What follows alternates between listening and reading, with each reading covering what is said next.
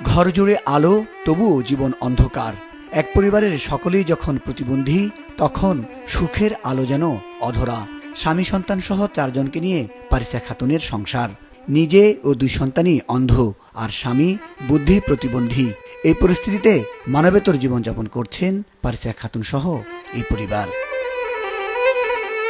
কখনো মা দেখেননি আদুরে 2 সন্তানের আর স্বামীর চেহারা।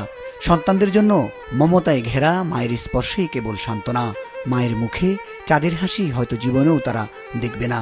জন্মদাতা বাবাও বা দেখতে কেমন, সেই আকাঙ্ক্ষা হয়তো কখনোই পূরণ হবে না তাদের। তবুও জীবন থেমে নেই। বুদ্ধি প্রতিবন্ধী দিনমজুর স্বামীর সামান্য আয় দিয়েই কোনোরকম খেয়ে না খেয়ে দিন চলছে অন্ধ পারিসা ও দৃষ্টিহারা 2 ছেলের জীবন। স্বামীর সামান্য আয় আর প্রতিবেশীদের সহযোগিতা পেলে চুলায় আগুন জ্বলে এই পরিবারের। পারিসা খাতুন অন্ধ হলেও রান্নাবান্না, সন্তানদের গোসল করানো, খাওয়ানো ছাড়াও সংসারের সব কাজই করেন নিপুণ হাতে।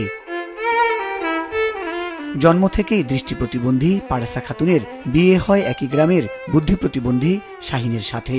তাদের কোলজুড়ে আসে প্রথম পুত্র সন্তান, কিন্তু বিধি বাম। তারা বুঝতে পারে তাদের সন্তানটির চোখের আলো নেই। কয়েক বছর পর তাদের আরও একটি পুত্র সন্তান হলেও আলো আসেনি তার চোখেও। আত্মীয় স্বজনদের সহযোগিতায় সাধ্যমতো চেষ্টা করেও আলো ফেরাতে পারেনি তাদের 2 সন্তান পারভেজ ও হামিমের চোখে। এখন পারভেজের বয়স 10 বছর ও হামিমের 7 বছর। নিজেদের নিয়ে এখন আর না ভাবলেও 2 সন্তানের ভবিষ্যৎ নিয়ে চিন্তার ভাঁজ পারিসা খাতুন ও শাহিনের কপালে। ইচ্ছে সন্তানদের মাদ্রাসায় ভর্তি করে পড়াশোনা শুরু করাবেন, কিন্তু টাকা পয়সার অভাবে তাও আর হয়ে উঠছে না। আপনারা কোনো কিছু যদি সাহায্য দিয়ে আর কোনো সহযোগিতা চলে থাকে আমাকে সাহায্য দিয়ে।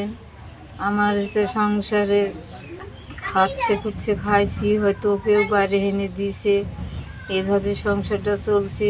তারা অন্ধ এবং তার যে স্বামী আছে সেও মানসিক ভারসাম্যত, মানে তারা ভালোভাবে কাজ করতে পারে না, কাজ করতে পারলেও হিসাব পাতে ভালোভাবে রাখতে পারে না। অন্য প্রতিবন্ধী যেভাবে সমাজের কর্মকাণ্ড করছে বা তারা যেভাবে চাকরি করছে, এরাও যেন ওই শিক্ষা মানে সুশিক্ষায় শিক্ষিত হয়ে কাজ করতে পারে।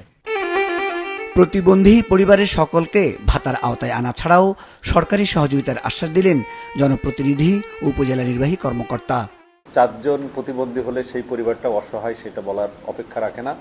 এই মিডিয়ার মাধ্যমে যারা দাতা আছেন, বিত্তবান আছেন, আমরা সকলের কাছে অনুরোধ পৌঁছে দিতে চাই যে আসুন আমরা সবাই নিজ নিজ জায়গা থেকে এই পারিসা বেগম এবং তার পরিবারের জন্য কিছু করার চেষ্টা করি।